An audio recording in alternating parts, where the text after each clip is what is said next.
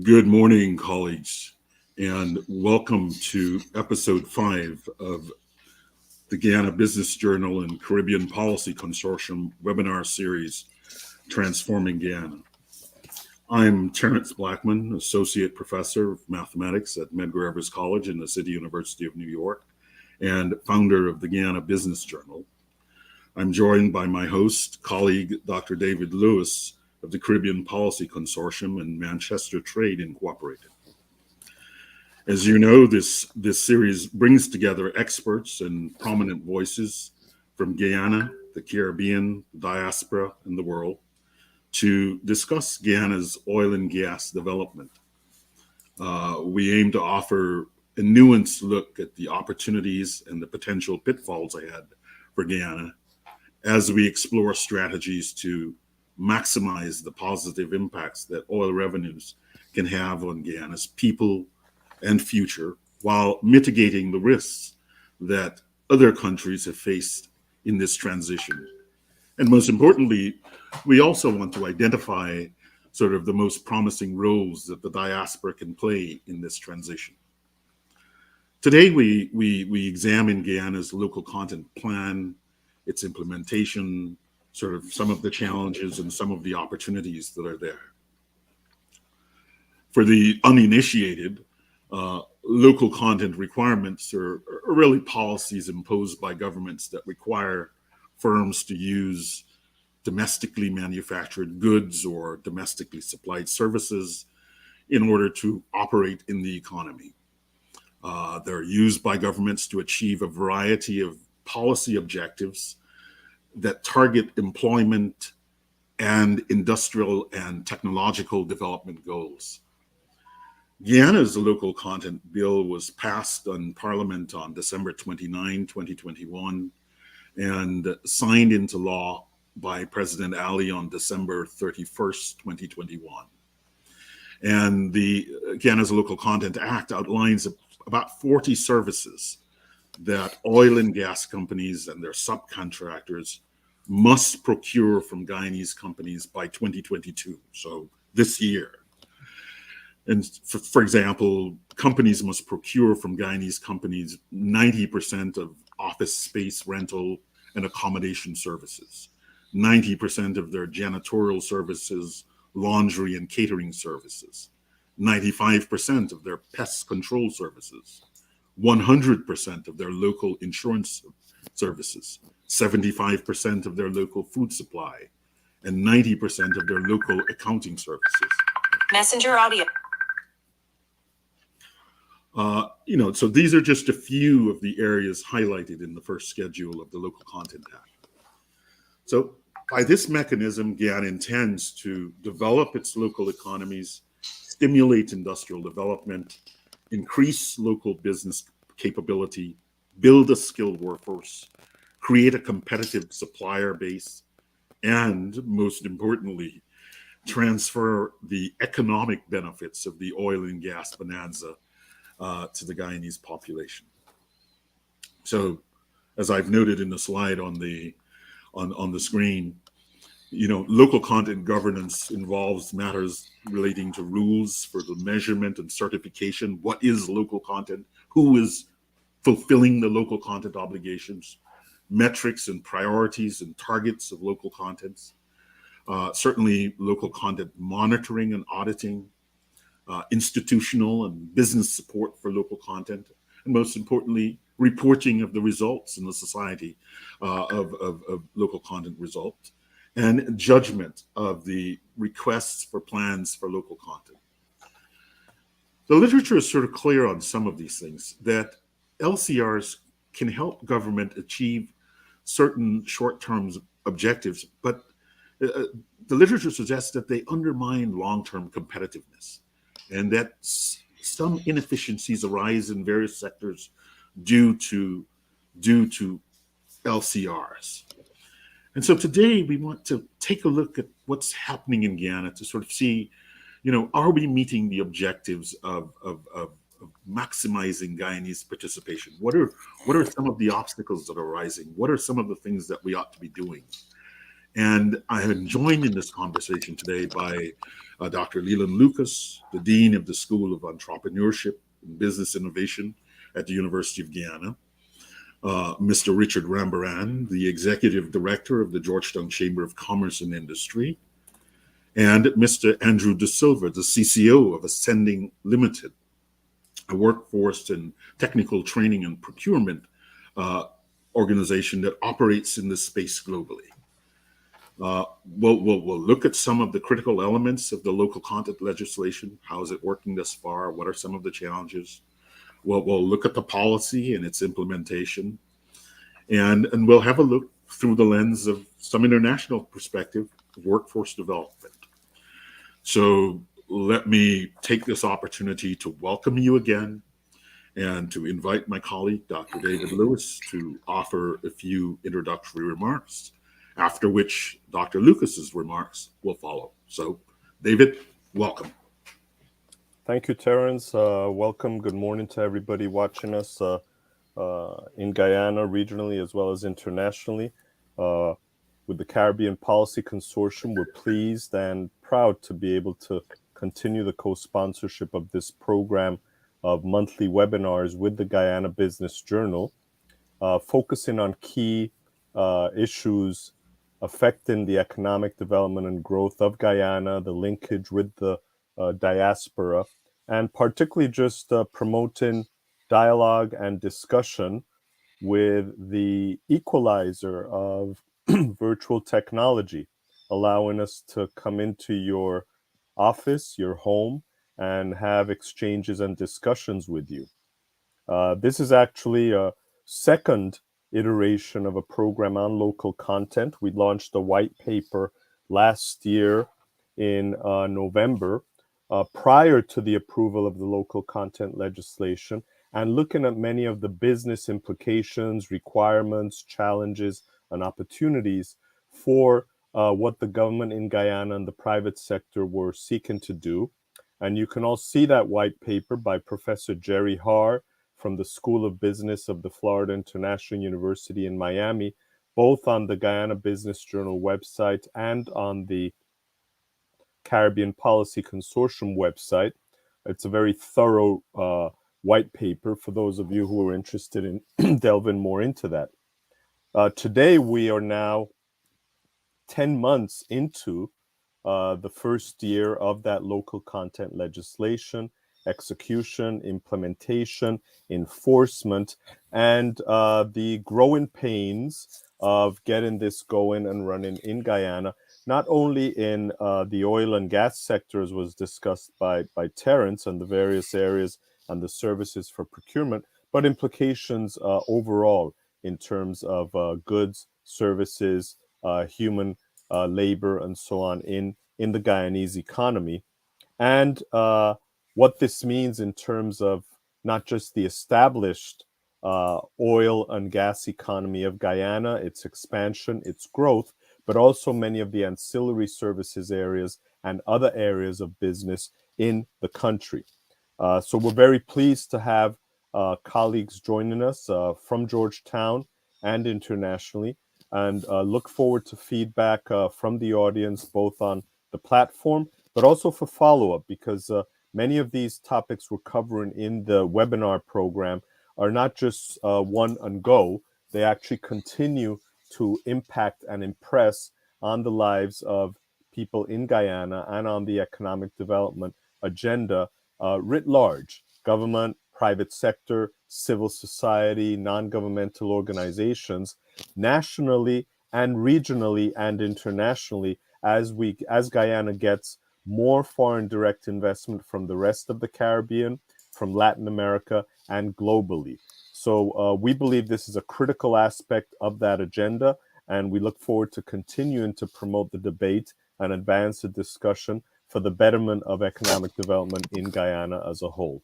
So thank you very much again, Terence, for putting this together with us, and we look forward to the next 55 minutes of discussion.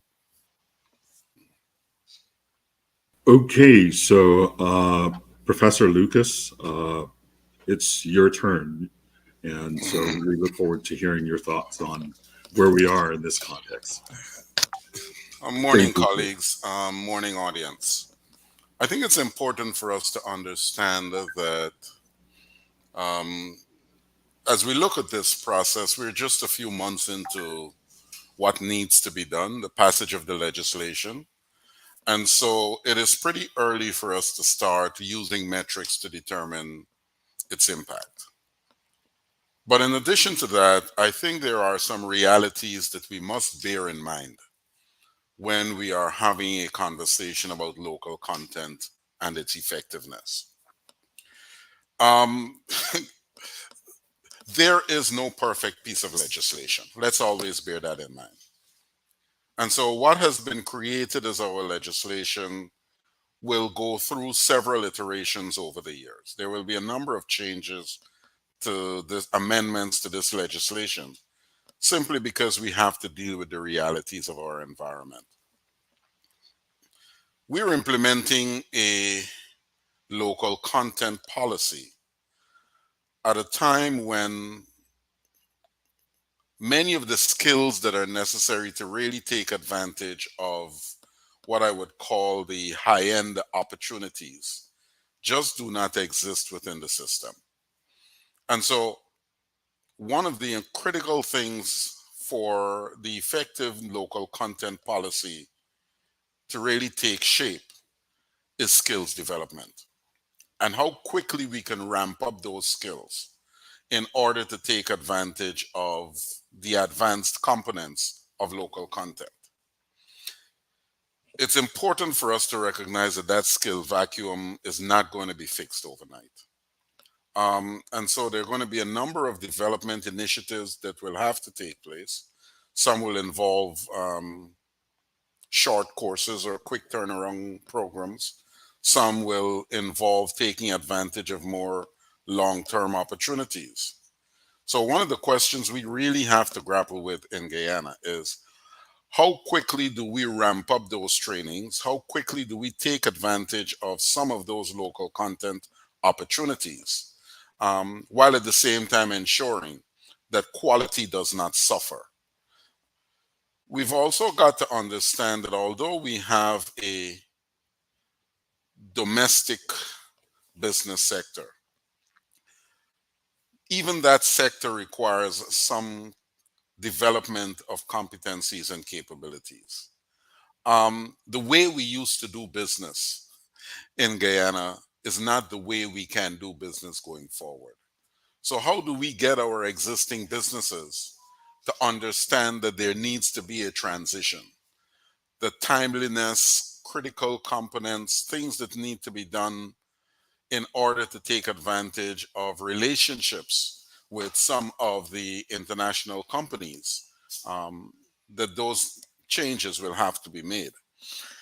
I think as we think about this issue of local content, something that we have to pay very critical attention to as well is diaspora, the diaspora.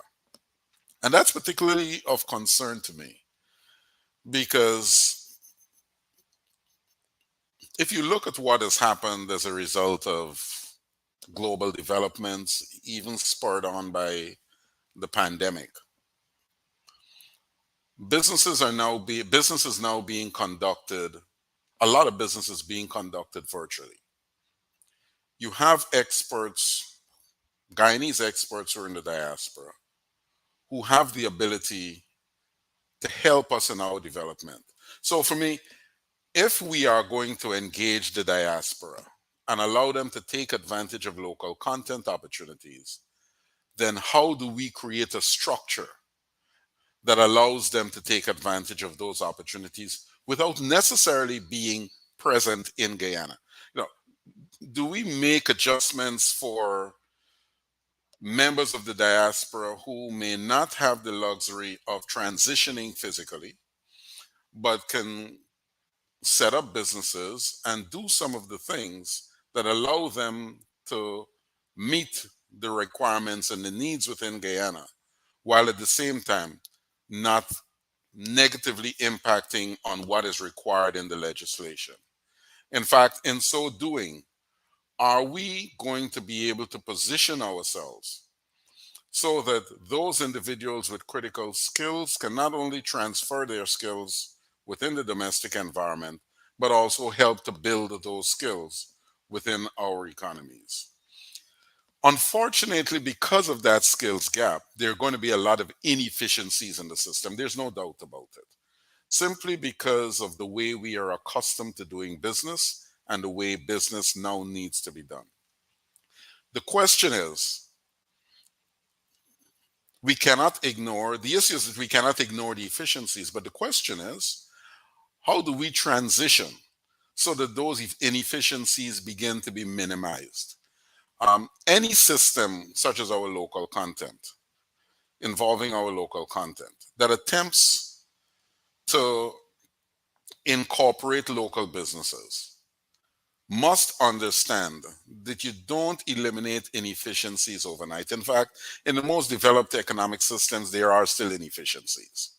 And so, how do we work with those inefficiencies without damaging what local content is intended to accomplish and without damaging the expectations of the international partners that we have? But also, how do we begin to reduce both the inefficiencies and the impacts of those inefficiencies? It is going to be a learning process and something that will have to take place over time. And so I strongly advocate for us to take advantage of what I call the basic opportunities that exist. Um, yes, there are some standards that will have to be raised, but even in providing food supplies, etc., we have to understand, and I'm going to use some here colloquial terms here. We can no longer say, I forget it, I can get it to you tomorrow. We have to help even the shopkeepers, even the folks in the markets providing produce to understand the importance of timeliness. We have to help them along the way so that some of those, what I call again, basic local content opportunities can be taken advantage of. The higher end local content opportunities, those will take time for us to really be able to maximize access to them because you don't, as I've said before, even in this forum, you don't create engineers overnight. You don't create people who can really provide take advantage of the opportunities in the upper echelons that we can really say local content has really taken off. So you look at every country in the world that has had to implement a local content policy, and you will see that there are stages in its development. And so we have a lot of opportunities. We have to take advantage of them. Again, these are some of the basic opportunities, but we also have to work with local businesses while at the same time helping the diaspora to recognize how they can take advantage of these local content opportunities, even if they are not physically here. And maybe one of the things we will end up doing over time is redefining local content such that it embraces what we can gather from those in the diaspora who really cannot make the kinds of transitions that some of us have been able to make, but still have a vital role to play in this economy, moving it forward, moving the country forward, and helping us to understand that some of the developments we will see through local content that impact on the oil and gas sector will actually transition throughout the economy. And so when we're talking about local content and some of the changes that are necessary, we're actually talking about the transitions that are necessary throughout the entire economy because oil and gas is not separate from the rest of the economy. And what happens in oil and gas will have an impact on the rest of the economy. So those are my opening thoughts, and I hope that they will help to spur discussions. We've had some concerns. As many people will know, there's been a recent case of a firm that is within the domestic environment, which considers itself to be meeting the local content requirements, and there is some concern on the part of the authorities that this may not be so. But These are all things that have to be filtered out and sorted out as we go forward. You know, a child is born, that child does not have the skills to suddenly do the things that you and I can do. You know, it takes a time for a child to grow, to learn to walk, etc. And so I think as a country and everything else, yes, we understand we need local content, but what aspects of local content can we take advantage of now and over time? How do we develop the skills and competencies so that, again, what I call the higher end aspects of local content can really be taken advantage of and help for the entire economy to develop and the society? Thank you. Thank you very much, Professor Lucas. And so I think we have the right person to answer the question, you know, what are we taking advantage of now? Are we taking advantage of it effectively? And is it being spread across the various sectors? And what is our plan as we look forward to you know, achieving some of the high-end functionalities in local hands? And I want to welcome Mr. Richard Rambaran to the program. He is the executive director of the Georgetown Chamber of Commerce. And so, Richard, take it away. Tell us. You're muted. Tell us what's happening in that part of the world. Yeah, thank you very much, Dr. Blackman. Professor Lucas, it's a pleasure to see you, and it's a pleasure to hear your thoughts on local content. I know that you've been in the environment for some time now with critical lens, and certainly your thoughts on it must have crystallized. I remember the years gone by long before we even had a policy in place, you know, when we would have done the round table and really had some intense discussions. So it's a pleasure to see you and hear from you in this regard. Terence, thank you, if I can call you Terence. Thank you for the opportunity to be able to address your audience and your viewership. I think it's a very topical area, local content. It most certainly always is. It has been historically too a very pertinent topic for the development of Guyana. As an industrial policy, we know local content is not something that is new. And it's a tool and mechanism that has been used over time to really drive and develop domestic industry. Naturally, it's gone through its historical development, and it has really evolved into a policy tool that can be used for good and to spur economic growth and improve efficiencies of firms over time. So what I'd want to talk about today, as perhaps from a prefatory standpoint, is to be able to give an introduction to what obtains in Guyana, what the structure of the legislation is, what it provides, what it doesn't provide for, what are some of the benefits, and then just probe a little bit on what Professor Lucas would have said and elaborate a bit on that element of the discussion. So firstly, when we speak about local content, and more particularly in a Guyanese sense, we're really talking about the value that can be retained in country.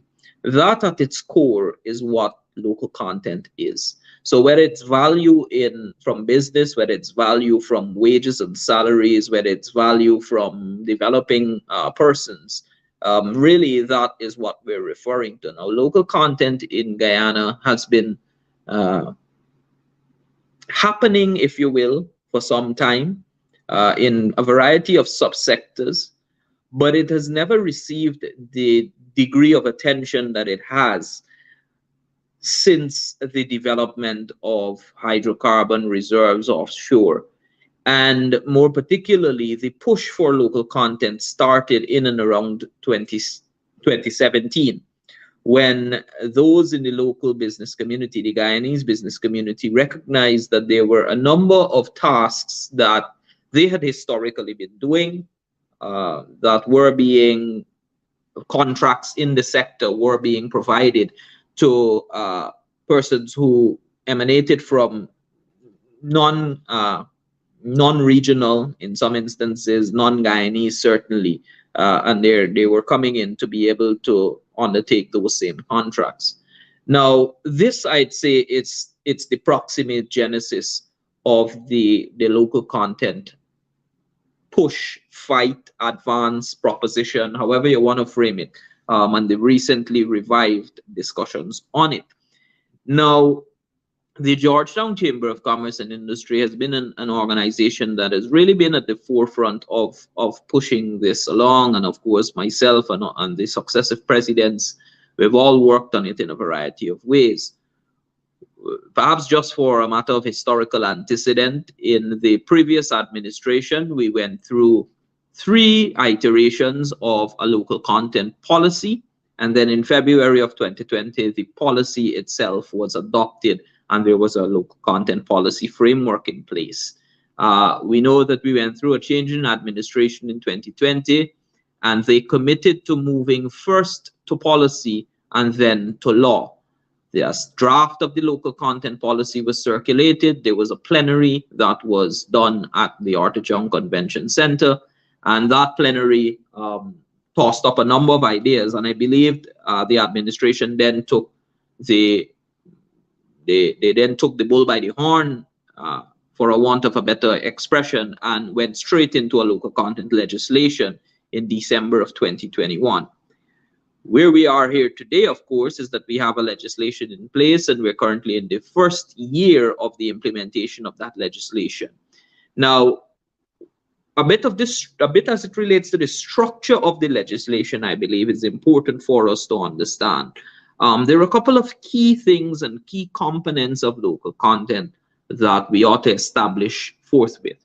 Firstly is that when we refer to a local company in accordance with the law, we're referring to a company that has 51% ownership by Guyanese or Guyanese citizens.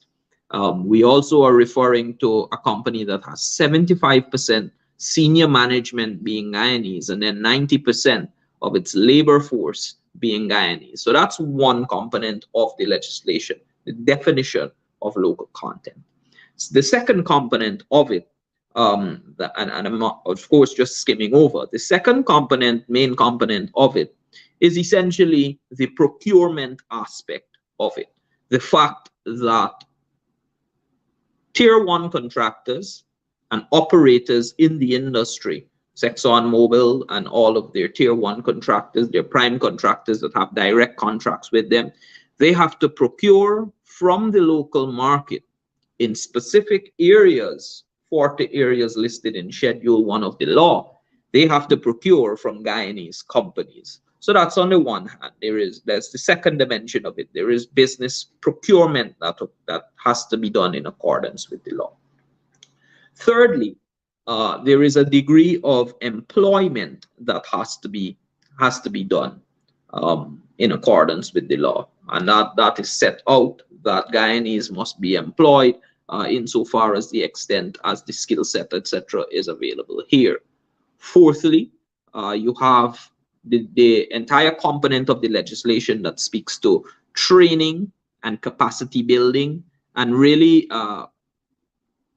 structuring out what Professor Lucas would have spoken about as it relates to skill set of the local population and human capital development, etc. Fifthly, there is a bit in there as it relates to technology transfer, which is essentially upping the competitiveness, technological sophistication, etc., of Guyanese firms. And then sixthly, there is the mechanism and institution for monitoring and enforcing penalties, which emanates from the local content secretariat. Now, those 6 elements form, for all intents and purposes, the local content legislation. Now, what is important, I believe, is to understand the thrust and the purpose of local content legislation, especially within the parameters of the law and what eventually became the law. The first is that when we look at the historical antecedent, we know that there are other economies that have existed long before Guyana. We know that there are other economies that are at a more mature stage of their development. Their business community is much more attuned and acclimatized with with modern developments. Of course, we have in Guyana, for a variety of reasons, not excluding our historical experiment with socialism, have a business community that has faced some setbacks in the past. And so for that reason, for that being one of reasons, we have promulgated that local content from that construct becomes very important for ensuring that local businesses have a foot in the door. So that's one element. Secondly, there are a number of issues as it relates to the environment for doing business in Guyana, and the way that the environment creates the conditions for competitiveness when juxtaposed alongside more mature economies that have had time to correct some of these market inefficiencies that exist. Take, for example, the most common is the cost, reliability, and quality of electricity that we face here in Guyana. Secondly, of course, is access to finance and the rate of interest and the depth and the breadth of the financial sector that we have, and how competitive we can be in that regard as a private sector looking for financing.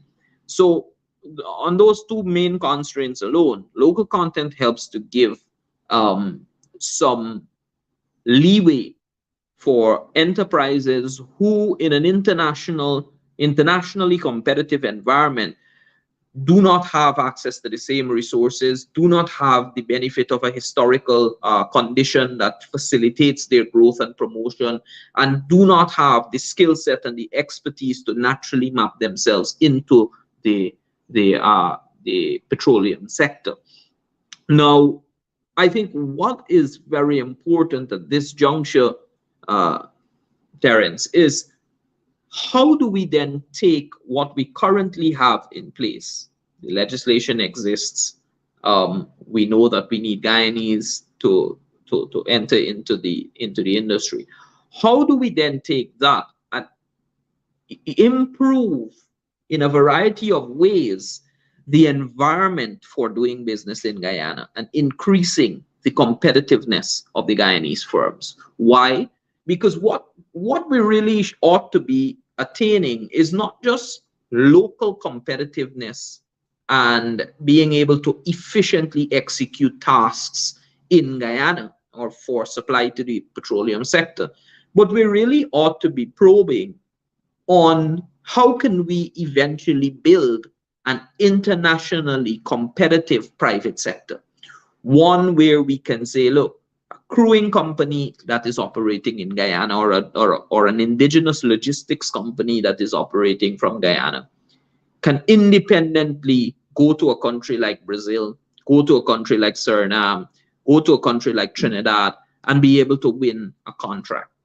I think when we begin to move in that direction, we'll begin to really see a lot of the benefits that will accrue to local content, because it does not only limit you, the development that happens, it doesn't only, the development to enterprise, it doesn't only limit you to winning contracts and being competitive in a local sense, but we essentially want to be competitive in an international sense. I'll preface my remarks there, of course, and allow others to come in, because I think that really, Terence, is where we're at in Guyana. Yeah. So, Richard, I want to thank you. That was a really excellent sort of articulation of where we are in this context. And I really like your framing of, well, you know, how do we take what we currently have, that is the legislation, and the sort of aims that we have about how we integrate the workforce and how do we put it all together.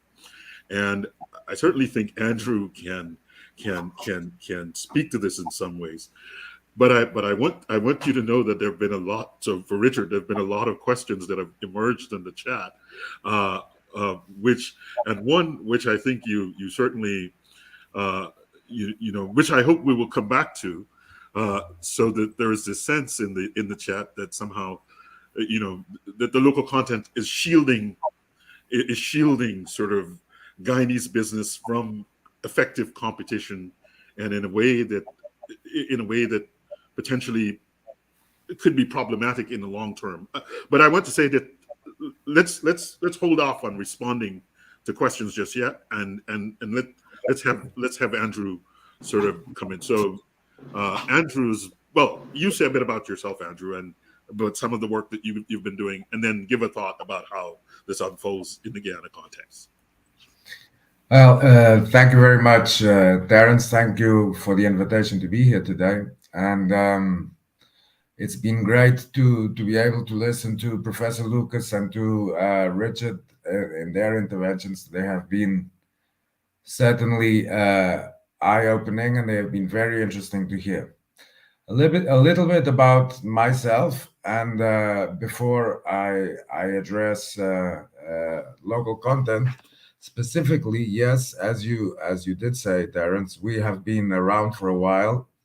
We've been working in countries like in Africa, like Angola and Mozambique, that face exactly the same type of challenges when faced with a huge discovery in oil or in gas, depending on which of these countries, and with a huge boost in their economy, and the challenges they face and how they become a part of that game, and how they, as a country, can improve their infrastructures, can improve the knowledge of their workers, and can actively become players and not just spectators to something that is happening in their countries.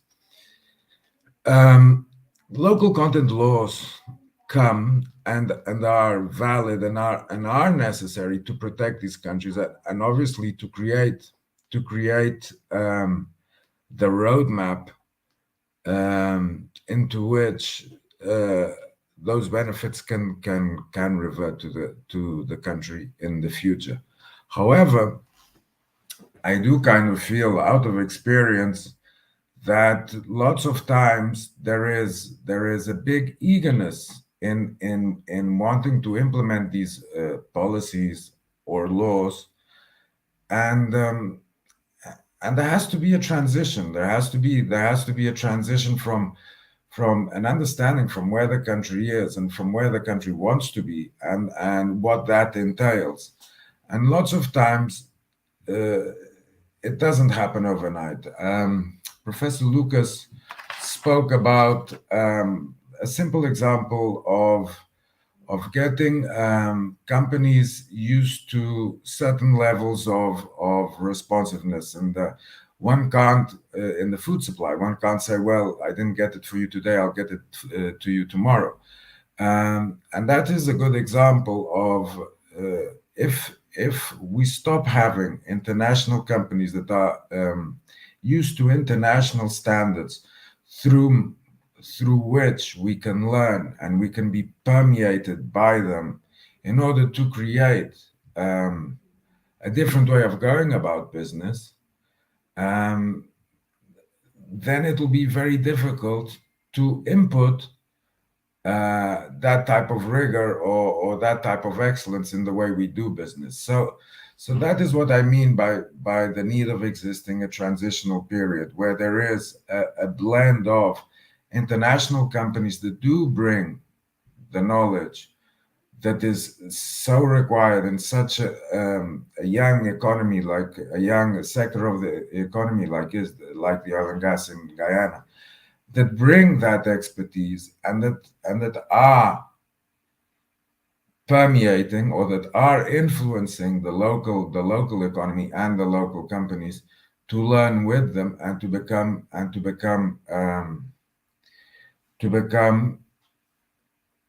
adapted to the new ways of doing business. And this applies to the development, the infrastructural development and the development of companies, but it's exactly the same thing with people. And Richard spoke about the percentages, the 51% shareholding of a company, the 75% in the management, and the 90% in the remaining sector of a company. But when the skills aren't present, or if the skills are lacking, it is very difficult for a company to be committed to these numbers if there hasn't been a pathway that can lead to these numbers. And now here I can tell you about my personal experience. When I started in Angola, our company had 60% expats, and today it has 98% local staff. But that happened over almost 15 years, and that happened through training programs, through not only training but training and experience, and through letting things happen naturally, so that local content becomes actually a positive tool to be used by the country, by the legislators, in order to be able to implement it, and not to become a burden for international companies that, when they feel that the local content laws and policies are way too ambitious, they spend, and I'm sorry to say this almost as a joke, but it is an unfortunate truth. They almost spend more time trying to circumvent the law and find ways around it than in enforcing the law itself, because it is so difficult to enforce. So I believe that this transition is important to understand, and it's important to see how we do this transition. I would say almost it is a generational transition. It is something that will happen over the next 10, 15, 20 years. And it does take time. And I believe, not sure, either Professor Lucas or yes, I believe it was Professor Lucas, spoke about the local content law that is a first iteration, and it will have various amendments as it goes along, and I do hope so, because it has to be, it does definitely have to be an evolving law that understands the needs of the country at any given moment in time. Going back, I think I got a little bit carried away here, but going back to the 51% shareholding structure and the 75% managerial presence in these structures, I think that there are two words that come to mind that are fundamental in all the countries where I've been, and I believe that they will be fundamental in Guyana as well, in order to guarantee that that the local content laws do get implemented. And the first one is I believe, and the most important one is trust. And by putting out a law saying, look, there has to be 51% ownership of a company in order to do business, if the companies in country don't have the expertise, the companies have to come from abroad. Now, nobody is going to give away 51% of their knowledge and of their gained experience unless they trust a local partner. And in order to gain trust, I believe the best way is through time. And so I believe that just this as an example, the 51% ownership can't be imposed overnight. There has to be a way to grow into it. In our company, we started, again using our company as an example, we started as an international company, and throughout the years, firstly, we started empowering the local workers, giving them managerial roles, and we became 90% managerial structure in country. And as we gained trust, we offered ownership of the company to the people in those managerial roles. So this happened over the span of a decade, and this is what I believe is important to understand in these local content policies. This is what it needs. it won't happen overnight. It needs to be nurtured, and it needs to have a conduit in order for it to be successful. And sometimes it is having that consciousness and be able to look at the big picture and see that there is still a long way to go, and that probably this transformation will be generational. And I think having that ease of spirit and ease of mind, and having that tranquility and knowing that things will end up happening is important for the local communities to be able to look at this task and to undertake this task in a positive way. Thank you, Andrew. I'm smiling. I'm thinking trust and time. Uh, be tranquil, and the thing will end up at the right place. Certainly, we do believe, and we want to see it end up at the right place. And I think what you've offered is hard-earned wisdom that comes from experience of having done this, about how this transition usually unfolds, and perhaps some opportunities for our local business community to really begin to, really rethink the sort of notions of partnerships, and to really think, in a strong way about how we, how we do these 51% ownership structures, and how do we do them? Do we do them tomorrow? How do we enforce them? How do we minimize the opportunities for folks investing energy and circumventing the rule rather than embracing the rule? And so I wanted to bring in this moment our hosts from the Caribbean Policy Consortium, Dr. David Lewis, to just kind of offer a few words. And we've had lots of questions, so I'm just going to jump those questions in and ask folks to respond to them as they come up. So, David, you get the first word, and then we jump to the questions. Thank you, Terence, and thank you, Leland, Andrew, and Richard, for the excellent comments. I think first and foremost, from a business perspective, one of the things we need to bear in mind is that not only in Guyana, but in many countries in the Caribbean and emerging markets, we don't really have full free markets in operation. These are more managed markets, given the histories of countries, development, colonialism, the restrictions which were imposed on local national businesses by colonial companies and so on. So, as everybody has mentioned, it takes time, it takes trust. This is one of the reasons why, from the public sector, there is a need for the role of enforcement and management. That said, that role of enforcement and management needs to be very flexible to take advantage of the business opportunities which are growing in an economy like that of Guyana, particularly in a regional, hemispheric, and global crisis environment where for 2023, I will remind people, the only economy in the Western Hemisphere that is projected for positive economic growth is not Canada, is not the United States of America, it's not Costa Rica, it's not the Dominican Republic, it's Guyana.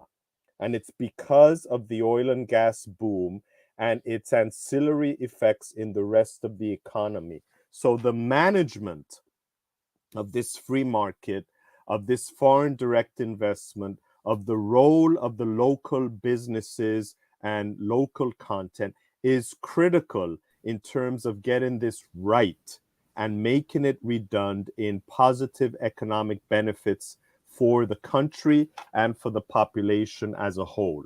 That involves, as we've been discussed, laws, regulations, the practice of rule of law, which the chamber and local companies have been doing for a long time. And it's not just what's happening in the oil and energy sector. We're seeing it more and more in the growth of the extractive industry sector writ large in Guyana, and then all the other areas happening.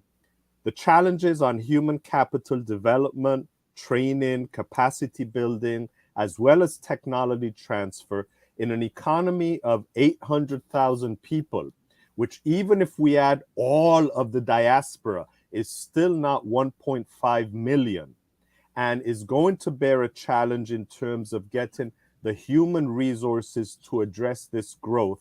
I think that aspect is critical. And one of the key words that I like to use, and it fits in perfectly with Professor Lucas's work at the university, is the development of entrepreneurial talent in Guyana, of risk taking and business investment interests in Guyana, not just for people to say, oh, with local content, we can become employees of other companies, whether they be national or foreign and so on. But how are we going to develop that Guyanese will have the entrepreneurial skills to companies of their own in different sectors that can then partner with those coming in, like Andrew's company, like ExxonMobil or others. People have been mentioning the University of Guyana lecture a few weeks ago by Professor Ricardo Hausman from Venezuela on development and skills training. And he would not be an expert on Guyana, although he knows Guyana because he is Venezuelan. And I just leave it at that. He mentioned the issues regarding entrepreneurial development, productivity, competitiveness, but then really bore down on what is the challenge here, which is a challenge of labor market pool and movements. And he basically said, listen, I see Guyana as the next Qatar and Dubai for the Western Hemisphere. But we all need to remember Qatar and Dubai have 10 foreigners for every national. And that's how they've developed, not just in energy. He was actually talking about Qatar and Dubai and Guyana as being services hubs in all other areas, tourism, travel, entertainment, retail, you name it. But that's going to require labor. And there's no way, no matter how much a government plans and how much we want local content, that is going to happen only with Guyanese. I would venture it's not going to happen with 51% Guyanese. It's not going to happen with 75% Guyanese because we ain't got enough Guyanese and we're not going to have enough Guyanese for that. Final word. If you visit Guyana anytime today, this period, and you had been to Guyana 20 years ago, God forbid 40, when I first made my first visit to Guyana, the most surprising, impressive, and change impact impression. It's not the new roads. It's not the new buildings. It's not the new lights. You know why? Because everybody can do that. China has a lot of bright lights. I've never been interested in moving to do business in China. Bright lights and things are easy. You know what is transformative about Guyana today? The half dozen new languages that are being spoken, the shades of color and peoples that are in Guyana now, coming not because someone is hiring them, not because there's a new job and a new company. You know why? Because there's a boom taking place, and the economic migrant is the most rational of all beings on earth. And people are just saying, you know what? Something is happening in Guyana. If I want to improve my livelihood, I need to take my 2 feet and put myself in Guyana. We have people, what the hell do people from Chile have to do jumping all the way from Chile? Take a look at a map into Guyana. People from the other side of Africa coming into Guyana. These aren't Exxon Mobils. Not everybody is an Exxon Mobil. So we need to be aware of that. And the local Guyanese businesses and the government need to figure out a strategy on what is going to be our entrepreneurial agenda on labor, because that is the fastest and quickest way that you're going to be able to get that engagement for business, because you're going to need that skilled, trained labor. And the final component, of course, everybody has mentioned it, but it really needs to be harped on, the technology transfer, which is really the revolutionary transformative aspect that you can use, because now Guyana is jumping stages of development. Forget landlines, forget putting cables. Everything now is wireless.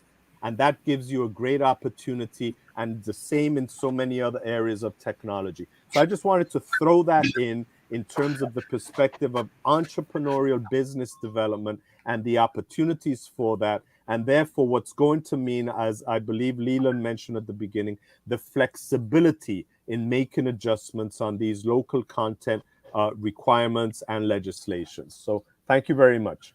Thank you, David. That's you set a mouthful, Mr. Ramaran. You seem to be the most popular man in the chat, and everyone wants to. So ask questions. So I'm putting up another question here for you. This takes a cue from what David just said. So this was raised earlier. Sure. How does the present discussion take the demographics of Guyana into account? The oil sector is really monopolizing the Guyanese labor force, and in a sense, the local content is competition for a limited labor, makes that competition even worse. And so the question was, do we need a local content law or maybe immigration legislation? But I wanted to add to that sort of, how is the business community thinking about the local content in the context of the migration? So there's how much more time do we have? I think we can go for a few moments. We have a tremendous amount of questions. People seem to sort of, I have to say, I don't know whether or not it was the ad, but in the lead up to this thing, we had about 20,000 people click on this link, and I have these emails, people saying, "Can I have a job? Do you have a job for me?" Right. And that, I think, Terence, is very important. I hear what Andrew has said. And I want to say, when you look at the law, what exists and what is happening, we have not seen the disappearance of any company. Matter of fact, we've seen all of the tier 1 contractors and all of the operators say, look, we're thankful for stability. We're thankful that this has been laid down. This is what is going to happen. But I want to probe on that just a little bit more before I get into the responses of questions. What is it about a Guyanese owning 51% of a company that does surveying or food supply or immigration support services or local insurance services? What is it about that can't be done by a Guyanese? And I think that is what is important. When you look at the appendage of the law, the Schedule 1 and the 40 areas that have been highlighted, there are things like rental of office space. There are things like construction for buildings. There are things like pipe welding, catering, janitorial services. None of that. Guyana has not been existing in a vacuum. We have not been existing without business operations. And certainly it's not that one is endeavoring to do subsea engineering or understanding, umbilicals or risers and putting that in place, and so on. We have Guyanese here who have been supplying international companies for decades with many of these same services. I think we oftentimes forget, Terence, that before oil, there was a very large and continues to be a very large extractive industry in Guyana. We had bauxite at its peak. We had gold at its peak. These are times when these industries are most valuable in the world, and so within the international commodity space. And so it's not a case that you're dealing with a country that has absolutely no capacity from the business standpoint. So that, I think, is instrumental in understanding, what it is. Guyana, we will never be irresponsible and advocate for the implementation of local content on something which we clearly don't have the capacity to do. When this law was implemented, the private sector, hundreds of persons sat in the room, and we made an honest assessment as to what it is we can and can't do, right? And that is why you see some very, very elementary services being the areas that require local content.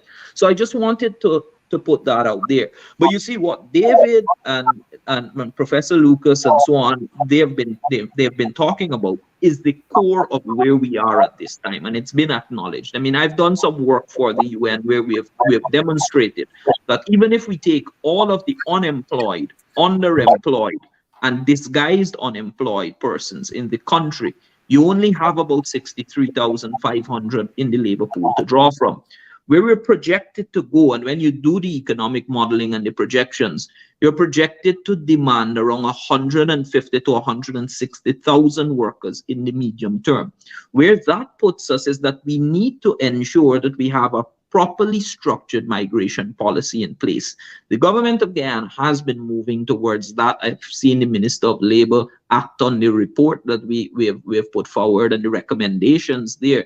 But the point is that we need to do two things and really tap into it. Professor Lucas mentioned on one. One is that we need to ensure that the skills that are in the diaspora are utilized here in Guyana. That's one. Secondly, we need to ensure that we continue to embrace free movement, as we have been, free movement of labor on the CSME, which we have been. And so, yes, labor is a problem, but Terence, you said it rightly. Economic migrants are the ones, or I believe it's David. Economic migrants tend to move to the areas, firstly, that they are permitted to move to easily, and secondly, where the opportunities exist. I have not seen a deterrence of investors. I have not seen persons not coming to Guyana, and I've not seen local content chase any company out of Guyana yet. And a matter of fact, Terence, I'll tell you this, as the premier business support organization in the country with over 700 private sector enterprises, since the implementation of local content, I've actually been seeing more persons coming and investing. The reason why is that there is no uncertainty as it exists to what the framework is. There is a degree of certainty that exists. We know that if we're coming in and we want to operate in these 40 subsectors, we're going to have to find a partner. There is always the counterfactual that if one begins to overregulate and one begins to extend the tentacles of local content into dimensions where there is no domestic capacity, that you can have a problem. I'll say that where we are in Guyana at this juncture is that we do not have that issue because we have been realistic with ourselves. Just to answer the question that was posited in the chat from Mr. Brandley, I don't think that we need a modern immigration policy in place of the Local Content Act. What I think we need is a modern immigration policy alongside the Local Content Act, because I've mentioned this before on a radio program just a couple of weeks ago. The way that the local content legislation is structured, it sets up a win-win for both persons coming in as well as persons who are already here. Because let's take Terence, for example, what would be deemed the most stringent circumstance for an enterprise. Let me use one subsector. That is at 100%. Okay, 100% of immigration support services must come from Guyanese companies. That does not mean, Terence, that if you do not have a Guyanese citizenship, that you are not to participate in that. There is still space for you to participate, but as a minority shareholder. Now, what level of capital is needed for an immigration support services company? Really, you're looking at a skill set that a Guyanese has. And so I understand some degree of sensationalizing about it, but in my view, and this is why I endeavor to explain what is in the law, I think that we really have to understand what is there and how it maps into the circumstances that we have currently. There have been cases that local content has been used to detriment. We know about Brazil, we know about Nigeria, we know about those cases where overregulation has occurred and things are very difficult.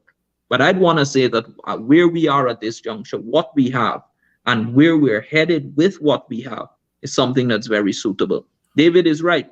We are one of the fastest growing economies in the world, not only in the oil sector, but also in the non-oil sector with 8 and 8.5% projected economic growth, not because of adverse effects of local content, but rather I would give the obverse to say that it is because we are working on what I exactly started my remarks off on. We are working on in-country value retention insofar as it is practicable.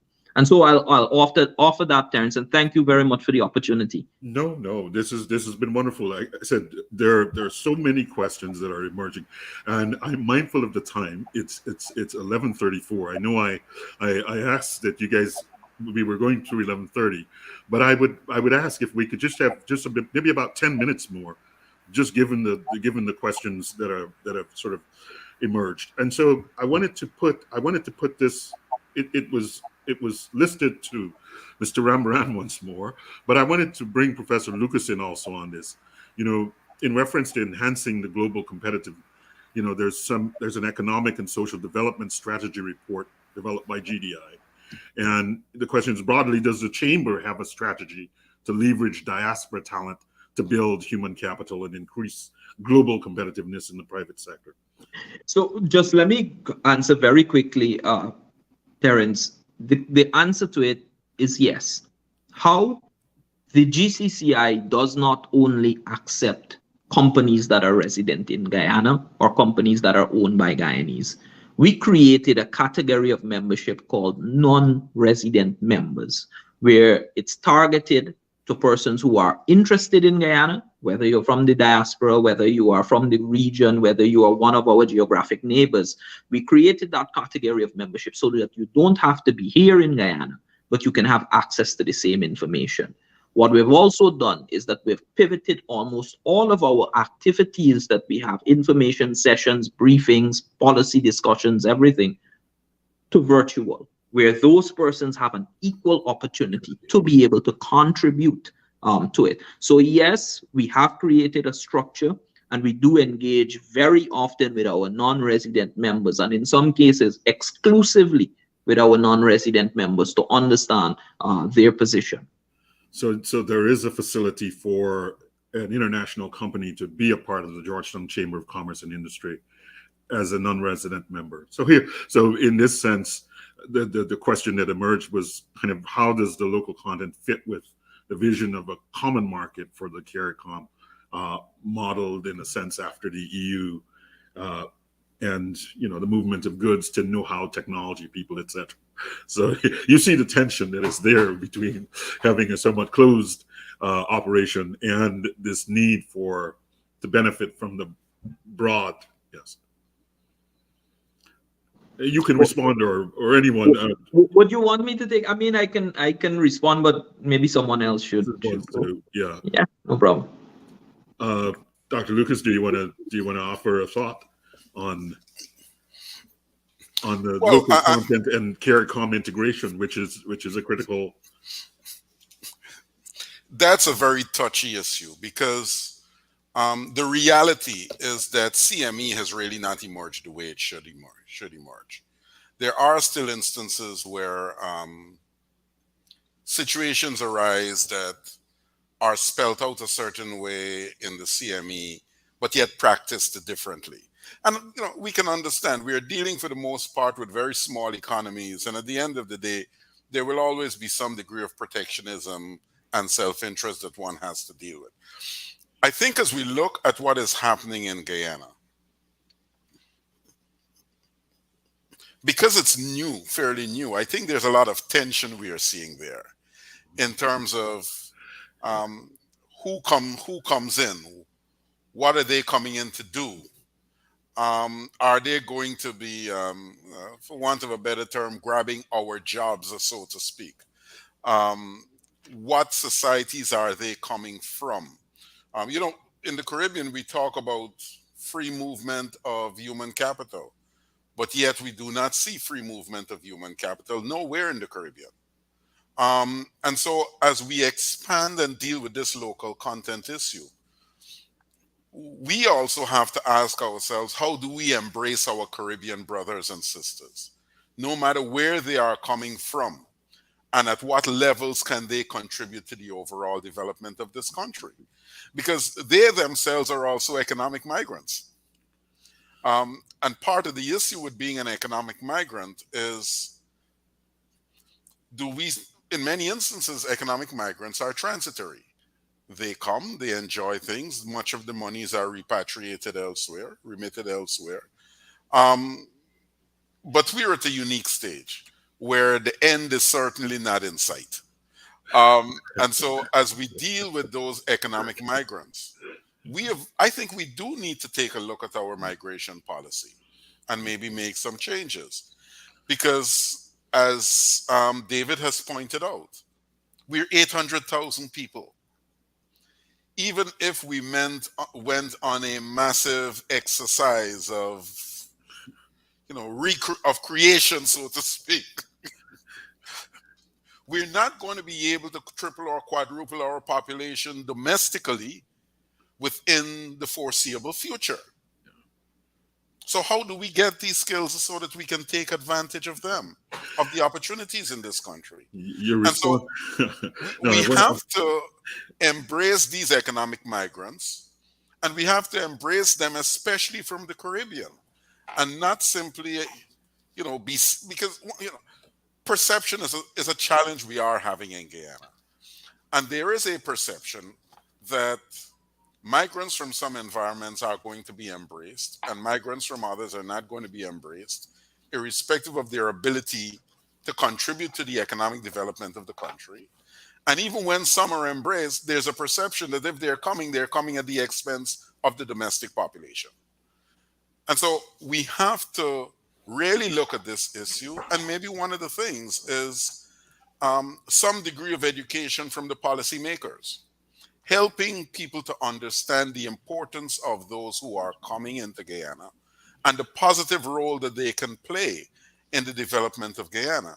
Because we're doing all of this in a society which has suffered for some time now with a 5-letter word: TRUST. And unless we can deal with that trust gap, that trust deficit,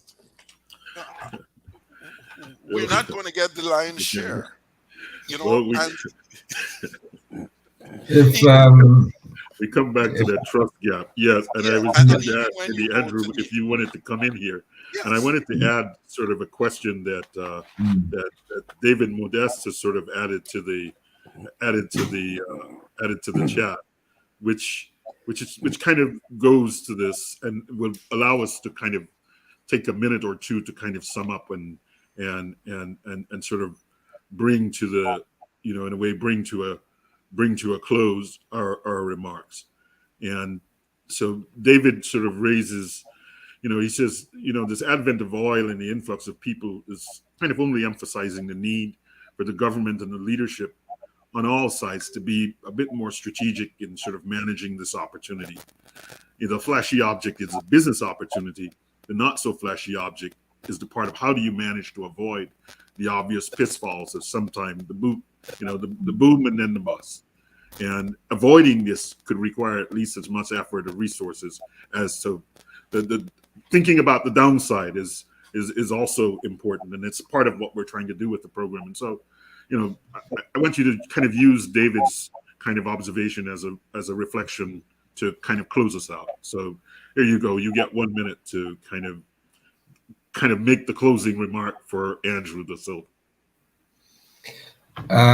Well, that definitely is a challenge, and it has been a challenge for all over. Well, again, using my experience in Africa for all the big oil companies, oil countries, they say that the worst thing that ever happened to them was that they found oil, and that before finding the oil, the economy was poor, but it was stable, and it is difficult. And the challenge is, what do you do when things are over, or when you start coming to the end, or how do you avoid creating a hyperinflated economy, and then deal with the other sectors of the economy, or avoid having two parallel realities functioning in the same country. And that is where again, training is so important. The transfer of knowledge and transfer of capabilities is so important. It is having the infrastructures in place that are ready to adapt. For example, we are doing programs in our training centers where we are getting people out of the oil and gas sector and preparing them for the new energy sector. So we are finding people that have skill sets that are no longer required, and we are upgrading them to face the challenges of the new economy, of the new opportunities that the economy offers. But that can only happen in a robust and in a prepared society or economy. And as going back to what Richard Rambaran was saying, that the big question is, how do you improve the economic environment in Guyana, and how do you increase the competitiveness of Guyana?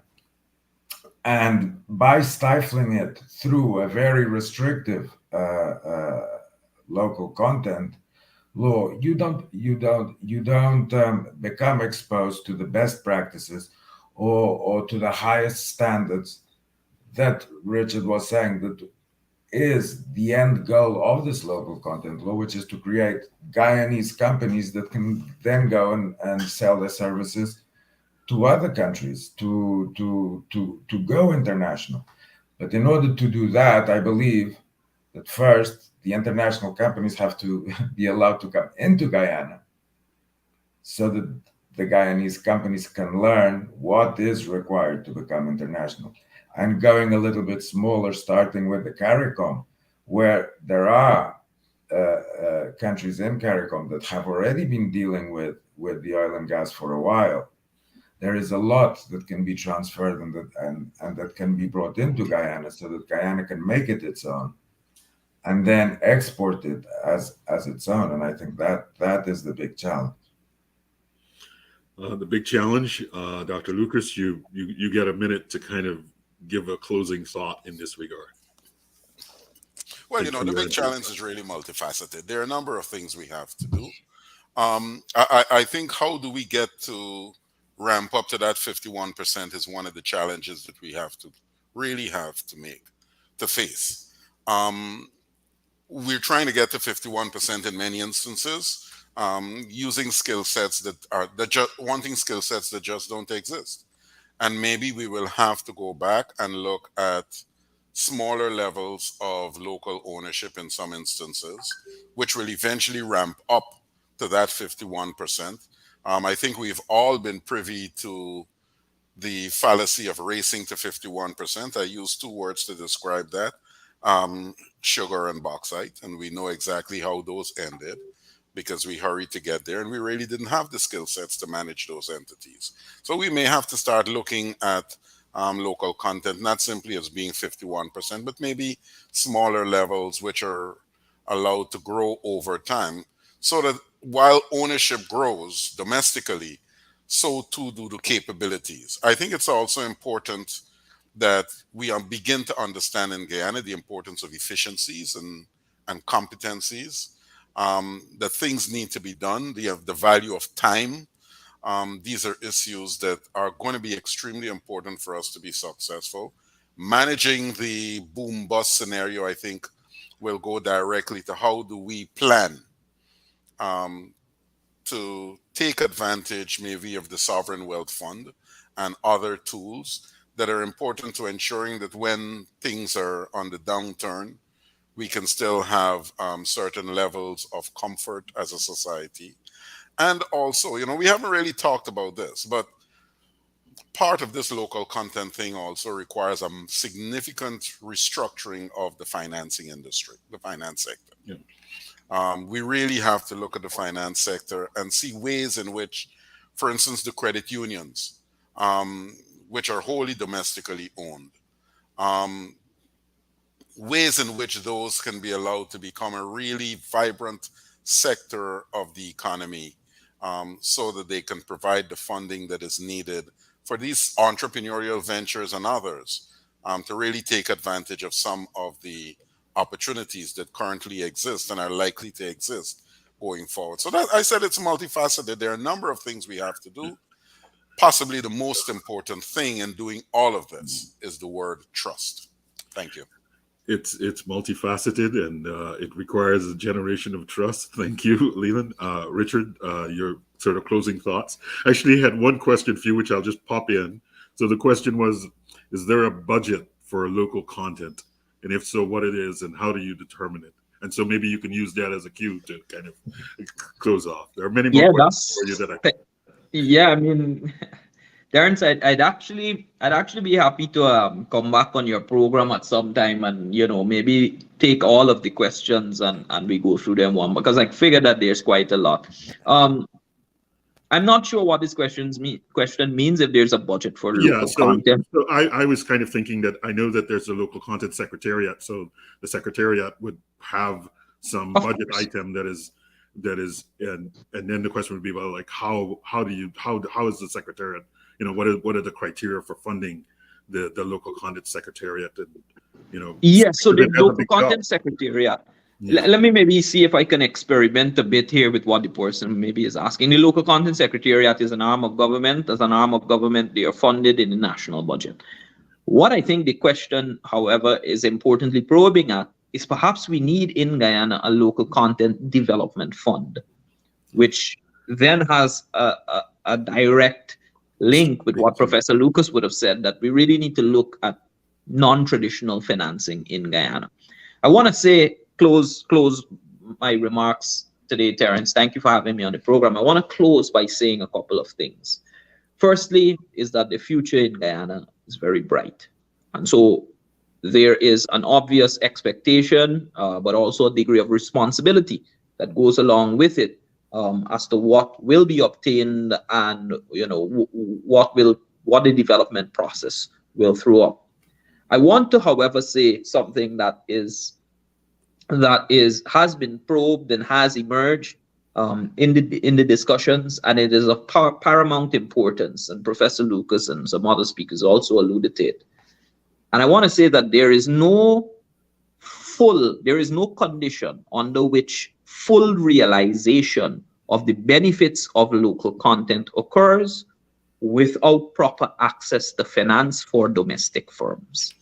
Let me just reiterate it for emphasis. There is no condition under which the full realization of local content, the benefits of local content, occurs without proper access to finance for domestic firms. It is of paramount importance that that be recognized.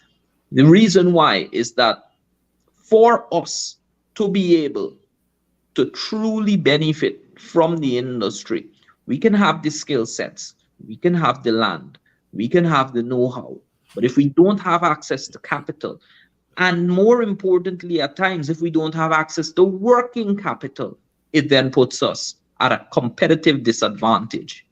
And so, Terrence, I want to close by saying that, and say that the prospects of where Guyana is going, forecasted by the numbers, but also by the lived reality of the Guyanese entrepreneur and the Guyanese citizen, is bright. We are cognizant of where we have shortfalls, where we have shortcomings. We know what the issues are, and we'll continue to responsibly develop our resources in a sustainable fashion, but also in a fashion that permits us to have maximum in-country value retention. Thank you. Thank you, Richard. Yeah, I have to say, like, as a Guyanese, I'm tipping my hand here. Like, I want to see maximum in-country retention. I think it's the right thing. I think it's the appropriate thing, and in a way, it's part of what sort of has motivated some of this work that we've done with the Guyana Business Journal. And I do share your real strong sentiment around the question. I think the electricity has got to improve. I mean, there's no way that you can really go in the modern sense without stable, reliable, and cost-effective electricity, and that's something that I think has to happen in order for us to realize the benefits. And certainly, as you've rightly noted, the question of financing and ensuring that financing is available for local companies and local entrepreneurs, as David talked about earlier. The developing of an entrepreneurial class needs access to capital, and we ought to be thinking about how to provide that access to capital. So with that, I want to ask David just to say, just maybe say a few words and then say thank you on behalf of everyone. So David, it's yours.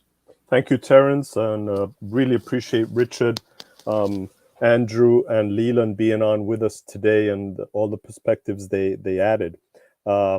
I think this is really good. It's taken us in the right direction in terms of sort of going into the details and the traction of issues that are affecting day-to-day life in Guyana in terms of business development and how the local content law and its implementation plays in. I would just add a comment on the economic migration. Everything we're talking about is already happening. And one of the challenges and opportunities in a booming economy is that the expansion of that labor pool base coming in from abroad, particularly in a country that has porous borders, is currently unmanageable. And if there's anybody in the government of Guyana or any government in these countries who would tell you, oh, yes, we've got it all under control, that is not the case. And these are not just refugees coming in. You have people with talents, with skills, capitalized, that are seeing a great opportunity coming into Guyana, including the diaspora, whether it's 400,000. Wayne Ford is saying it could be 1.5 million Guyanese in the diaspora. I guess that's adding second, third generation. That could work well. Just a quick anecdote, because I thought it's very interesting. Another indicator we should look at, the government has already announced that they can't catch up fast enough, is the application and approval of Guyanese passports, where the Guyana passport is now a prime passport internationally. And then, of course, parentage and marriage. The easiest and quickest thing is people end up marrying Guyanese. And guess what? They then become nationalized. And that's going to happen at fast paces. So again, these things have a way of moving in the marketplace 10 times the speed of policy and 100 times the speed of government management. One small anecdote, my uncle, I'm originally a family from Trinidad and Tobago, was a quantity surveyor back in the 1940s and 50s, and the boom in Trinidad and, of course, in Guyana. A few years ago, in family exchanges, of course, now with Zoom and so on, it dawned on many of us that our uncle was originally Guyanese and migrated to Trinidad because of the work in that industry there. And therefore now all his children, my cousins, have Guyanese nationality, which they never dreamt of. Nothing. Why? Because Guyana was such a troublesome place in that era. So all of my cousins now, and now I'm telling them, run and get your Guyanese passport, because you have no idea the market value that is going to have, and the fact that you are indeed of Guyanese heritage. And then, of course, me being the entrepreneurial that I am, I started investigating, well, if my uncle was Guyanese, does that give me any access? Because obviously that will give me a better entree in Guyana than my US passport or my Trinidad passport and so on. So just as an anecdote of how people move, labor moves, and as Bob Marley used to sing, it's the movement of Ja people that makes things happen. It is happening in Guyana, folks. And if we think we're going to control it with policy, it's not going to happen, because you've got something prime taking place there. And you need to look for ways to take advantage of those skills, of those resources that are coming in the best managed way. So I really, in a good sense of the word, envy what's happening in Guyana, having visited there for the first time in 1982, exactly 40 years ago. And it's really promising. And I think there's a lot that can be done, not just in terms of Guyana, but for the Caribbean and the hemisphere as a whole. So thank you very much again. Thank you, David. Thank you, colleagues, for a wonderful afternoon. This has been a wonderful conversation. Hopefully we can do it again soon with some metrics. Take care. Thank you all. Thank you. Thank you, Andrew. Take care, Thank you, folks. Richard. Thank you. Thank you very much. Have a good day. Yeah.